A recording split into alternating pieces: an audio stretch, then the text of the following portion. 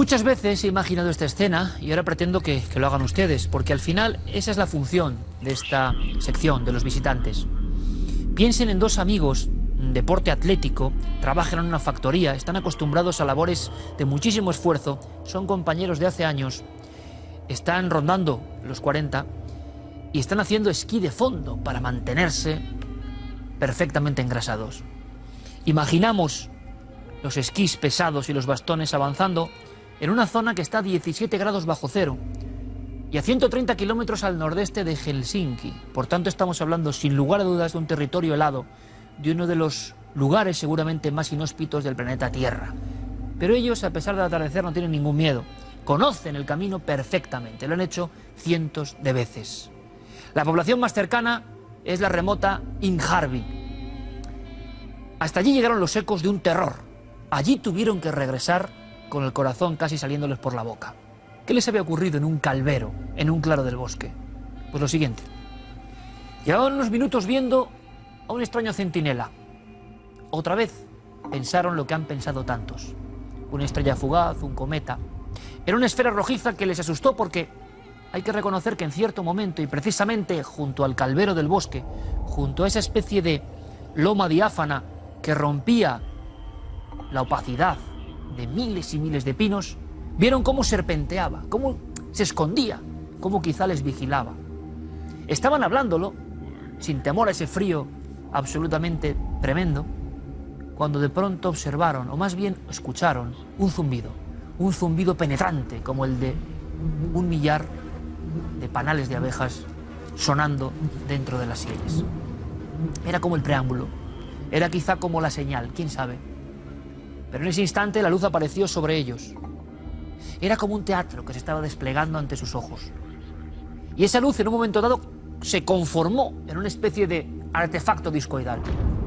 Lo que Heinonen y Viljo, pues estos eran sus nombres, observaron muy bien en la parte posterior es que había como tres grandes esferas en posición triangular y estaban girando. Y después una niebla vaporosa, densa, especial, que contrastaba con la claridad del día, aquel día del 7 de enero de 1970 que nunca olvidarán. Ese vapor empezó a invadirles, empezaron a respirarlo. Y cuenta Heinonen, y esto es muy extraño, que empieza a sufrir una serie de alucinaciones. Él creyó eso, pero desde luego nunca más quiso volver a ver a su amigo del alma. Le cogió terror, porque aseguró después a la policía que en ese instante, paralelo a él, el bueno de Viljo se convertía en su visión, en su locura, quién sabe, a través de ese gas, en algo empequeñecido, como si ese atleta finlandés prácticamente se convirtiese en una persona de apenas 1 metro y se le transfigurase la cara para convertirse en algo horrible. Empezaba a pasar algo en la mente de aquellos hombres, estaban sometidos a algo. Mientras tanto, de aquel disco aparecía una especie de túnel de luz, o de pasarela sólida, quién sabe, muy luminosa.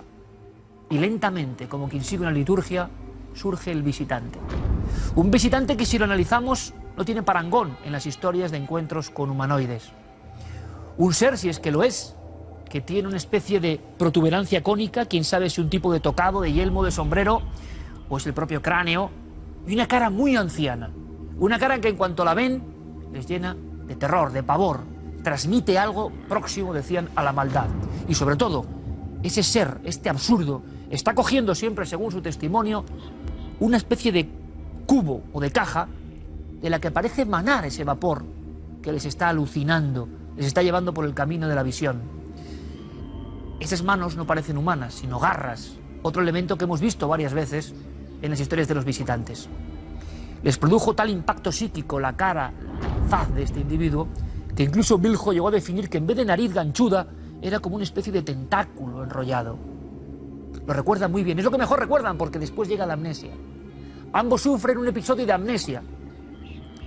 Y la angustia que eso provoca en su mente cuando intuyen que hay un tiempo perdido, que cuando vuelven en sí porque están como paralizados, están como rocas de hielo y no es por el frío, cuando recobran un poco el sentido, aquel disco está replegando de nuevo esa pasarela de luz y el extraño, el mítico parece visitante, el ser mitad duende, mitad propio del folclore y mitad, quién sabe si viajero de otro mundo, está ya subiendo de nuevo hacia aquel artefacto que luego desaparece en dirección a Injarvi. Tuvieron casi que pasar 3 horas. Estaban reventados por dentro, es lo que dijeron, lo que declararon. Sentían que el cuerpo no les respondía, pesadez en las piernas, una especie de debilidad enorme. Y la cara, que según aseguraban, notaban hincharse, casi percibían la rugosidad de la propia piel abriéndose paso, generando quizá ampollas. No sabían lo que les estaba pasando. Cuando regresan a sus cabañas en Inharville, son rápidamente llevados al hospital. Uno de ellos tiene vómitos constantemente, otro ha perdido la visión de un ojo, y Bilho asegura a los facultativos que ha orinado 3 veces y la orina es completamente densa y negra. Los médicos piensan que hay una gran cantidad de sangre en la orina y que posiblemente alguno de los órganos efectivamente ha sido sometido a algún tipo de reactividad o algún tipo de presión o algún tipo de golpe que lo ha reventado. Hubo diferentes pruebas y estaban intactos por dentro. Nadie sabe lo que había ocurrido.